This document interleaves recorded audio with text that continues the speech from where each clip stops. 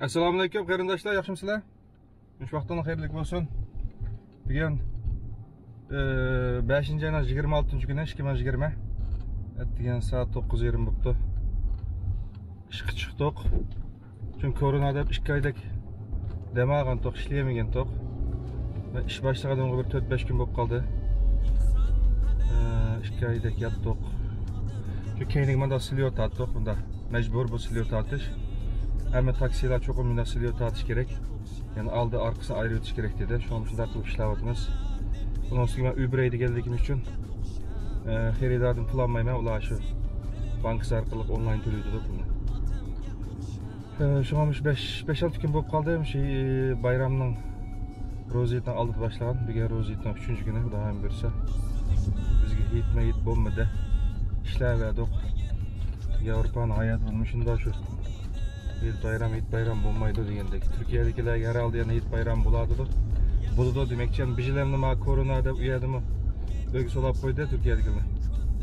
Bulmasa hem de herhalde Türkiye'de Avrupa qarğançaqda bayramlar herhalde yaxşı ötüdü deb oylayman. Bugün bu videonun çekişimlik sebep köp sorulduğan suallar bir cevap berey dedim. Yani o sual nima desanglar? Avrupa yaxşı mı, Türkiye yaxşı mı? Yoki Avrupaga kelsek bulamdı degендek suallar jiq so'rilib turdi. Endi har qanday davlatninki o'ziga tushliq yaxshi taraflarimi bo'ldi, yomon taraflarimi bo'ldi. Shunlashqima har zaman hech kimga faqat yaxshi tarafini so'zlab, yomon taraflarini qo'yib qo'ymayman. Yoki yomon taraflarini so'zlab, yaxshi taraflarini qo'yib qo'ydanchilik qilmadim. Har qanday odam masala so'rasa hem yaxshi taraflarini hem yomon taraflarini tushuntirib o'tdim. Şu bununla mesela Türkiye'ye jiqroq barma, ben Türkiye'ye köp barma. Şu Türkiye'de jiqroq so'rilgan savol bu. Şu bu to'g'riliq bir YouTube video ishlab chiqarib qo'yay dedim. Bir foydali video bo'lib qolar deb o'yladim. Endi boshda men Gollandiyaninki yaxshi taraflarini bir deb o'tma, anondagi yomon taraflarini deb o'tma. O'xshashlar Turkiyaning yaxshi taraflari, yomon taraflarini deb o'tma. Çünkü men Türkiye'ye köp barma. En uzun kalgan vaktim 3 ay kaptım Türkiye'de. Ama yılda en az diyen 3 gittim, 4 gittim, hatta 5-6 gittim berdim Türkiye'ye. Şunun için Türkiye doğrusunu az rakamda düşüneceğim ben. Ama benim diğerlerim bu sözlerimin hepsi bana ait, yani benim göz kararlarım. Başka qarindoshlarga belki başka göz kararlar buluş mümkün. Ular hürmet qilma. Ama benim demek bo'lganlarimning hammasi bana ait, benim göz kararlarım. Eğer başka göz kararlar olsa astığa ama YouTube'daki kanalına astığa yazdığı yeri var. Şey gezip koysam ben buldu. Onda da Gollandiyaninki yaxshi taraflari. Ben unutib qolmaylar, men yozib oldim isim kelgan vaqtida. Gollandiyaning yaxshi taraflari desangiz, men uchun eng yaxshi taraflari bir xil odamlarga ishonchlik beradi-ku. Yani qaq so'qt qilsam, aldisam, yag'in gap qilsam, degandek narsalarni az ko'ramiz. Faqat ko'rmaymiz desak yag'in bo'ldi, az ko'ramiz endi. Mesela ben Kazakistan'da yaşap baktım, Kırgızistan'da yaşap baktım, Özbekistan seyahat qildim. Şuna o'xshagan nurg'un davlatlarga bordim, Osiyodagi davlatlarga, ammo Yevropada ko'p davlatlarga bordim. Asosiyatdan Yevropa davlatlaridan chiqib o'xshaydi deb qarayman. Gollandiyaning ulardan bo'lgan farqi insonlar bek ishonchlik, rostchil, yag'an gapni az qildi. Aldib olsam, qo'yib olsam degandek narsalarni jiq o'ylamaydi. Bu birinchi yaxshi tarafi Gollandiyani. İkincisi hava muhiti intayin pakiz. Havası yaxshi. Mesela bazı bir devletlerge barsanız havası meynetlikine zaten qarab bilib olasınız, bir xil bulutluq hava, to'pchang degandek. Anandaki yo'llari yaxshi, Gollandiyaning yo'llarini yaxshi yasagan, pakiz. Anandaki tertiplik bir narsalarga neyimiz, hem narsalarni tertiplik o'rlashtirgan. Anandaki yani bir narsa işsizlik yordam puli var bir yerimde. Aralıkta işsiz kaldınız, işiniz yok. Ondan hükümet sizge yordam qiladi. Yani hükümetten yalnız kişiye 1100 koydek yordam qiladi. Ondan başka öy pulunuzunki bir 40%dek yordam qildi, u ayrım. Anki sog'liq sug'urtingizga yordam qildi. İşsizlik vaqtingizda shunday yordam qildi. Ish tepib ishga chiqqandan keyin ularni to'xtatdi. Andan keyin yani nimette öydünüz kapalet ega. Mesela uyunuz yok bo'lsa, hukumat sizga vatandagi dibo demdik, dibo tuvan kirimliklarning uyi demdik, ashunda uy berdi. Shunga mushuni aydınlaştırib o'tay. Ilqi Yevropada uy berdi ekan deganga jiqlar xato bo'lib oldi ekan. Bu Yevropada uy berdi degan gap butun taposini, ya'ni bu seninki deb berib degan ish yo'q. Aş vatandagi aş dibo, şu tuvan kapalatdagi uy tuzumini demakchi bular, uy berdi demakchi. Yani Gollandiyaya keldiniz, yoki Mishaharda yashaysiz, uyingiz yo'q, unda hukumat sizga bir uy berdi. O uyninki qo'llanish huquqi sizga oid, ammo uy bir shirkatning uyi bo'ladi. Endi hukumat orqali uni o shirkatlar sizga tuvan kirimdagilarga, tuvan kirim bog'larga ijara bergan uylar. Şu xalqqa o'tira olasiz, sizni uy idora chiqarib o'tmaydi. Chiqarasiz qonunga, huquqlaringiz bo'yicha uni o'rniga boshqa uy berish kerak degandek, shunday huquqlaringiz bor. Shuning bu uyni sizga berib o'tadigan unda ish yo'q bu yerda. Anandagi uyga ijara to'lab maqsiz. Sizga bergan bilan har oyda ijara to'lab maqsiz. O uylarning ijarasi eng yuqorisi, yanlış hatırlamasam 750 ko'ygacha bo'ldi ijarasi. 749 ko'ygacha mashina bo'ldi. Onun yuqorisidagi uylarni kirimi yaxshilar ilib o'tira oladi. 750 dan tuvan uylarni kirim tuvanlar ilib o'tira oladi deb o'tdilar. Masalan 750 ko'y to'lagan bo'lsangiz siz uyga, hukumat sizga 300 ko'ydakni yordam qiladi. Kirimingiz bo'lmasa. Agar kirimingiz bo'lib, tuvan kirimda bo'lsa, bir kirimingiz bo'lsa, bu chaqda yana hukumat to'lab turdi, kirim kirib oladi sizga, biroq siz davlatning eng tuvan kirimidan tuvan kirimingiz bo'lsa, o chaqda hukumatdan to'liqlim pul ola olasiz, ya'ni ijara uchun. Bu ijara uchun ham sog'liq sug'urtangiz uchun to'liqlim pul berdi. Tuvan kirimdagilarga. Tuvan kirim deganim hozir 1400 ko'yga deyman, eng tuvan kirim cheki Gollandiyada. Shuningdan tuvanga ishlasangiz yoki shunga ishlasangiz shu pulga hukumat sizga shu tuvan yordam pul berdi. Tuvan kirimdagilarga berdi, yordam puldan bahramand olasiz. Ballarga yordam berdi, unim deb qo'yay. Mesela tuvan kirimda bo'lsangiz, ballarga mı yordam berdi? Ballar yordam ola oladi. Yani ballar yordam ola oladi degani maktablar zaten haqsiz. Undan boshqa ballarga berdigan bir oyda bir puli bor. Oyda berdigan bir 100 necha ko'y, 200 ko'ydakmi, shunday bir puli bor deyman. Uni naq bilmayman sanini, ammo 3 oyda berdigan bir puli bor. Undan keyin har oyda bir berdigan puli bor, 2 xil puli bor. Shunda yordam qilmoqdi hukumat. Tuvan kirimli bo'lsangiz. Andan keyin Yevropaning yana bir yaxshi yeri kuchli pasportga ega bo'la olasiz. Yana 5 yil Mishaharda yashasangiz, andan keyin Gollandiyaning til imtihonida o'tsangiz, qonunsiz bir ish qilmagan bo'lsangiz, shu 5 yil jarayonida, andan keyin 5 yildan keyin pasport iltimos qilsangiz, pasport iltimos qilgandan keyin şu 5-6 ay bilan 1 yil atrofida saqlaysiz. Saqlasangiz Gollandiyadan pasport chiqadi va deganimdek til imtihonida o'tgan bo'lsangiz, bir jinoyatingiz bo'lmasa, tug'an vaqtingiz 5 yil bo'lsa Gollandiyada pasport ola olasiz. Pasport oldi deganimiz biz Uyg'urlar uchun eng cho'ng g'amdan birisi hal bo'ldi degan gap. Andan keyin yemek-ichmak arzonchilik. May, un, go'sht, say ko'ktat, meva-chevalarning bahosi haqiqatan arzon. Muşana kirimi nisbeten erzan hesaplandı. Yani ham yemek-ichmaklar arzon. Yani pişirip satılgan mesela restorandaki narsalarni elib yeyman desangiz hamda bahosi sal qimmatroq. Normal bir adamdan qo'shiq to'yishib, mesela Türk restoranlarida 15 euro atrofida bir adamdan qo'shiq to'ydi.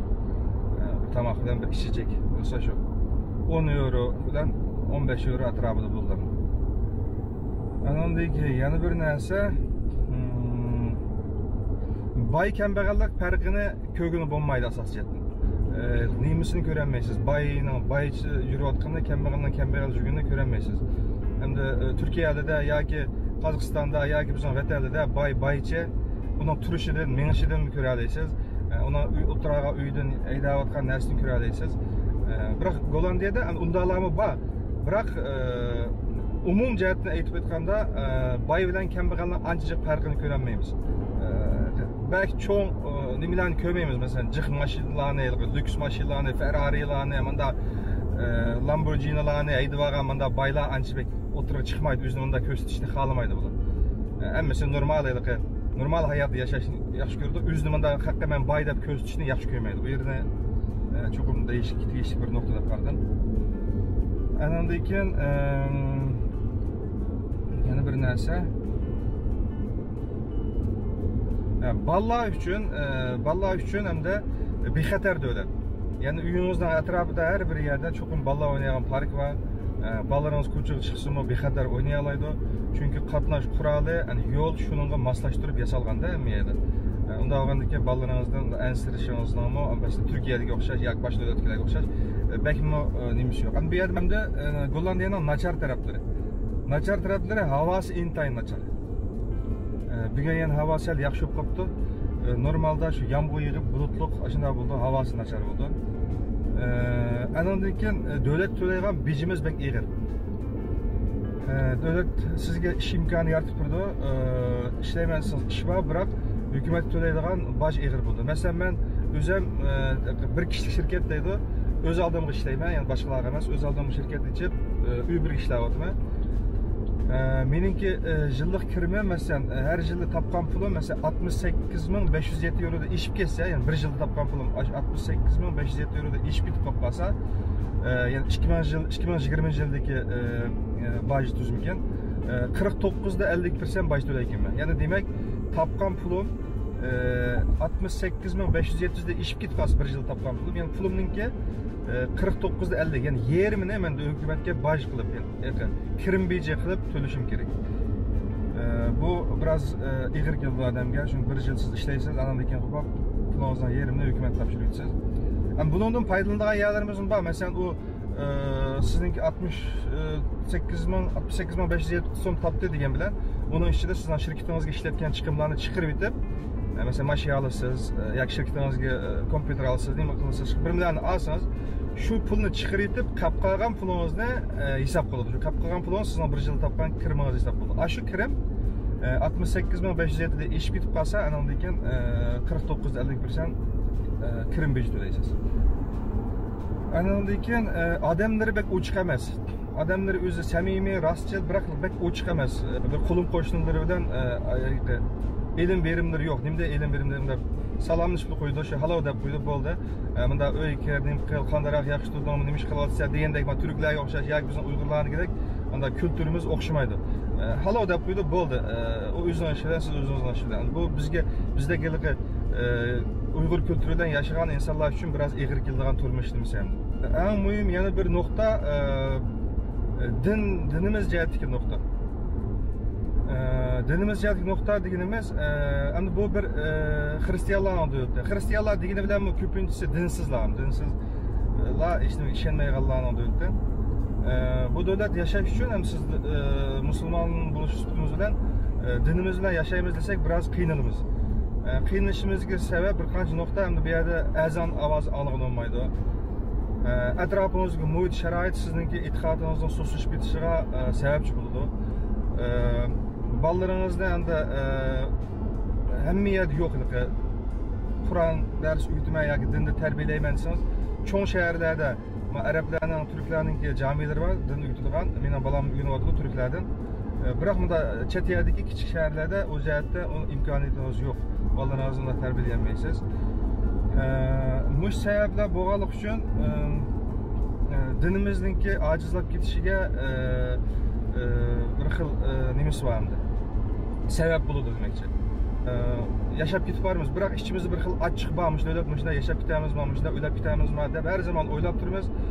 Turkiyadagi bir musulmon davlatga ko'chib ketishni xohlaymiz. Biroq bayatın deganimdek eng muhim masala bu dinimiz bilan yashash. Menimcha bir musulmon bo'lish, bu dunyoni o'lab ketib, bu dunyodagi so'roq savollarimizni o'lchaydigan ishimiz bo'lsa, cho'qim bu jihatda yaxshi o'ylashimiz kerak. Ammo mening ichimda bir narsa bor, har zaman birga ko'chib ketish, Xudoyim buyursa ko'chib ketaman deb plan qilyapman. Alloh shu niyatimga yetishga nasib qilsin. Bu jihatdan hamda deb qo'ydigan masala bu. Aniki atrofda oson qulayliklar, halol narsalarni tepiyolmaysiz. Umuman asosiyatdan cho'ng shaharlarda bo'ldi musulmonlarning do'konlari. nima kichik shaharlarda yashaydiganlar uchun biroz qiyin bo'ldi. Ana do'konlardan bir narsa olsak, her zaman o Türklerin do'koniga berib ololmaymiz. Her zaman shu malninki tushuntirishga qarashimiz kerak. Nima narsalar halol, nima halol emas degan narsalarga yaxshi diqqat qilishimiz kerak. Andan keyin yana bir narsa qonun tuzum haddidan ziyoda bekchan. Qonun tuzum nima qarasanglar biz Uyg'urlar hamda qonun tuzumga bek ko'nmagan bir millat. Hamma narsani qonun bo'yicha qilamiz degan narsaga ko'nmagan. Turklar ham ko'nmagan asosan. Turkiyada bunday emas. Ba'zi narsalarni masalan saqchi yo'l tutilib, paranglish orqali, o'zingiz tushuntirish orqali qilsangiz ba'zi xatoliklarni kechiradi. Biroq Gollandiyada bunday ish yo'q. Mayli qatnash xatolik qilgan qatnash turaldi. Xilop qilan yoki boshqa jihat qonunga xilof qilan cho'qim jazolanasiz. Bu yerda bir ishlar ma yurak bilan, ma hissiyat bilan bundaylik tunish bilishlar orqali degandek mana narsalar ishga oshmaydi bu yerda. Cho'qim bular qonun nima bo'lsa shu qonun bo'yicha hal qiladi. Shu jihatlarda ba'zi jinimizni siqib qo'ydi. Biz ham shu ko'nmagan odam bog'liq uchun. Bizning kulturimizni O'rta Osiyodan men jiq tudim yashadim. Bu yerda mana shunda biroz tutilib qolib qolsa, so'zlashib, paranglashib yoki bir tunishlarni telefon orqali tutilib ketgan bo'ldi. Bu yerda bunday emas. Andan keyin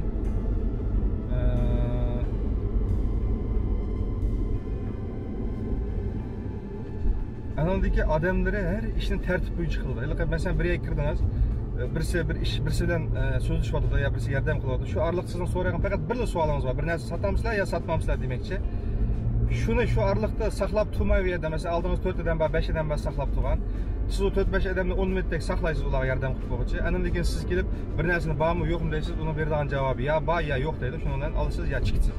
Şu bir sualına cevabını ilişkin şu bir narsa bağ mı deyiş için sorsanız açtı ödemden yine ötep durup kapıma bir narsa sorsam bulamdı deseniz mi yap buldu açtı türe aşağıda tötüdemden kendini saklaptı ölçürtün kege vaxtıda soralıydı. Benimki tötüden 5 edem aldığınızda ulanı ölçürtük yap alır kilisiz bir narsa bağ mı deyip soraysınız yok deydi şundan çıksınız. Müjdanslar adamdan cinini sıkıyordu. Türkiye'de ya başka yerde olsa arlık ıslıkta bir narsa soraydım bağ mı deseniz ya bağ ya yok deydi şundan ya saklap duruşunuzdan hacıdı. Ben bu Gollandiyada yaşayatık 15 yıl oldu. 2005 KGP'ye. Şu 15 yılının yağı yaşaş jarayonida hem de his qilganlarimni qarindoshlarım bilan o'rtoqlashdim. Hem de Türkiye'ye kelsek, Türkiye'ye deganimdek ko'p berib kelib turma. Şu jarayonda his qilganlarim Türkiye'nin yaxshi taraflari. Türkiye'de eng yaxshi taraflari nima bo'lsa, tilda qiynalmaysiz. Har qanday bir Uyg'ur, mayli kichik olsun, kichik olsun, azroq bir mezgil turganligilar turkcha tilni o'rganib biladi. Bu biz uchun eng yaxshi tarafi Türkiye'ninki. Anadagi ikkinchi tarafi örf adetlerimiz, kültürümüz yıkın, okşap gidiyordu. Bu cihetimi qiynalmaymiz. Çünkü Avrupa'nınki kültürü bambaşka, bizga hiç bir alakası yok bu kültür. Şu an Türkiye'de o cihetten yaxşı. Andan keyin cemaat var etrafımızda. Uyghur cemaati var, mayli Safaköy'de yaşayan, mayli Zeytinburnu'da yaşayan bir nimimiz var, cemaatimiz var. Yani başka yerde yaşayanlar Türkiye'ninki, yani Türklerle aralashib şu yerde cemaat şeklinde yaşayalaydı. Dinimiz bir, tilimiz bir, kültürümüz, adetimiz, hatta bizni Uyghur Türkler de öz arasına alıdı olaylığı, yeklemeydi. Bu cihette bizni Türkiye'nin yaxshi tarafi. Andan keyin ezan ovozi anılıp durdu. Her zaman etrafımızda cami tipildi. Yani dinim bilan yashayman deydiganlar uchun u jihatdan yaxshi. Andan keyin yemek içmekten qiynalmaymiz. Mayli Türk yemek olsun, mayli Uyg'ur yemekleri olsun. Her zaman jinimiz xalqiga vaqtida, yegimiz kelgan vaqtida yeyalaymiz. Uyg'ur tamoqlari yo'q yerda bo'lsin, Türk tamoqlarini masalan men yaxshi ko'raman, yeyalayman. Çokum Uyg'ur tamoqi bo'lishi kerak deb ketmayman. Ammo Uyg'ur tamoqlarini kengirchilik Turkiyada hozir asosiyatdan hamma yerda Uyg'ur oshxonasi bor bo'lib ketdi. Andan keyin havosi yaxshi. Biz uchun Turkiyaninki havosi bizga yaqin endi. Bizning vatanning havosi o'xshab qoldi, havosi issiq. Qishda sovuq bo'ldi. Endi Turkiyaning har yeriga, har bir bo'lkisinki havosi o'xshamaydi, ammo umum jihatdan aytib qo'yganda havosi issiq, yozda issiq. Qishda sovuq bo'ldi, qor yog'di degandek 4 fasl bor bir davlat. Bu jihatdan Turkiya yaxshi deb o'ylayman. Türkiye'deki yaxshi pul topa olganlar. Masalan, men oldin qaytim borgan vaqtida bir qancha qarindoshimizla so'zlashib qoldim. Ular so'radi men qancha pul topsa deb. Men o'zimning topgan pulim deb, ana Gollandiyada normal pul topadigan odam har oyda 2000 euro pul topadiganligini dedim. 2000 euro ham asosiyatdan pul topadigan. Masalan, 1500 ishlayganlar bor, 1600 ishlayganlar bor. Ama ben 2000 dedim. Desem o sizlerinki 2000 olsa bizninki bilan o'xshash ekan deb tushunadi. Qanday deysizlar desam, biz hayot yetakchilik qilamiz yoki uning ichida teri chapan sotadigan. Uning ichida teri chapan sotadigan do'kon ishlaydiganlar bor ekan. Ular o'zining oyligini $2000 bilan $2500 atrofda dedi. Ashiliqi oladigan nima deymiz uni? Sotgan maliga qarab turib, nima berdi-ku, teaching demdi. Ashuna bir narsa berdi. Shu narsani hisob qilsa, shu $2000, $2000 atrofda pul topadik. Endi Turkiyada hammadan unda pul topolmaydi. Men demoqchi bo'lim, yaxshi pul topadiganlar uchun. Ashunda pul topadiganlar uchun Turkiyaning hayoti albatta yaxshi. Nima ish qilsangiz, Gollandiyada €2000 pul topgan odam, Gollandiyada €2000 pul topgan odam, uning bayat degandek 600-700 eurosini nimaga ishda uy jarisi qildi. 600-700 eurosini. Tamam, 600 eurosini deyli. 150 euro, 100 euro bilan 150 euro sug'urtisi. 100 euro deyli, 700 euro undan ketdi. Tok, suv, gaz 150 euro, 850 euro bo'ldi. Telefon abonentimiz 900 euro. Andan keyin jundi puli deydi, axlat puli deydi. Yilda oladigan shuna bir pullar bor. Ularni hisob qilsak, shuna bilan 1000 koyda ish bitadi. 1100 koy, 1200 koy, mashinangiz bo'lsa, mashinangizda to'laydigan pul va benzin qo'ysiz, bu degandek 2000 koy oylik oladigan odamningki har oydagi chiqimi meningcha 1300-1400 koy atrofida bo'ldi. Qo'lingiz qolib qolganidan shu 7-800 euro qoladi. Shu qasati shumi. Ama Türkiye'de aşı $2000, $2,5 aldığı adamınki ayda kıldığan çıkımı bizga qaraganda tuyan buldu. Öy jarisi azan. Sizde onda her ay to'laysan degandek ay to'laygan sug'urta puli yo'q. Bizda bu yerda sug'urta puli majbur her ayda eng az degan chaqda 120 ko'ylaqma sug'urta ilishimiz majbur. Mening hozir 150 euroluk sug'urta. Yani demek her ay 150 euro to'layman. Onun qarta ama bayat o'tib ketishni unutib qolibman. Gollandiyaning yana bir yaxshi tarafi sug'urtasi, sog'liq sug'urtasi yaxshi hamda. Shunda jiq to'lagunimizga tushliq bizni yaxshi davolaydi. Yani her yili 380 eurogacha bo'lgan chiqimini o'zingiz to'laysiz, bosh davolanish pulini. O 380 euroda eshib ketganini aniq hukumat ko'tarib turdi. Anandagi Turkiyaning yana bir yaxshi tarafi nimati? Deganimda yaxshi pul topadiganlar uchun Turkiyada yeb içişiniz, aylanışınız, görüşünüz, kun nuri görüşünüz degandek jihatlarda bizga qaraganda yaxshi kunni ko'radi deb o'ylayman. Ammo hammadan bunda pul topolmaydi, yaxshi pul topadiganlar demoqchi.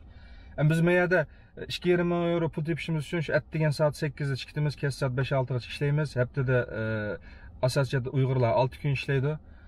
5 kun ishlaydigan bo'lishi mumkin, 6 kun ishlaydi. İşimiz ig'ir, biroq ishdan kelgandan keyin shu uyda balchaqil bilan bo'lamiz.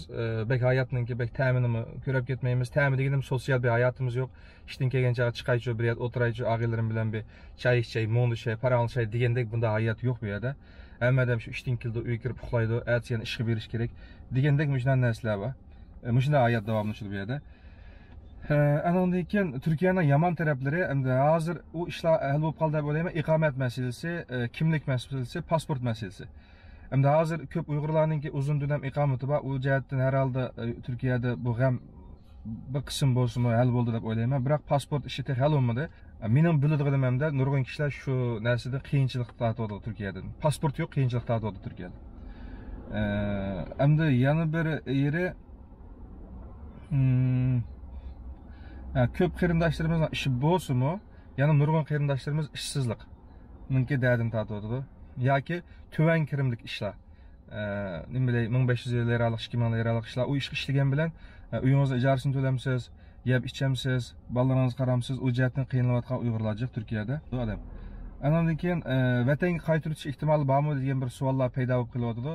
Endi u ishlar qanchalik aniq emas bilmayman, ammo har holda Uyg'urlarning kallasida bizim bir gün vatan qaytirib qolarmi degan g'am yo'q, Uyg'urlar yo'q demayman. Bor unda Uyg'urlar, shunda o'ylaydigan Uyg'urlar bor.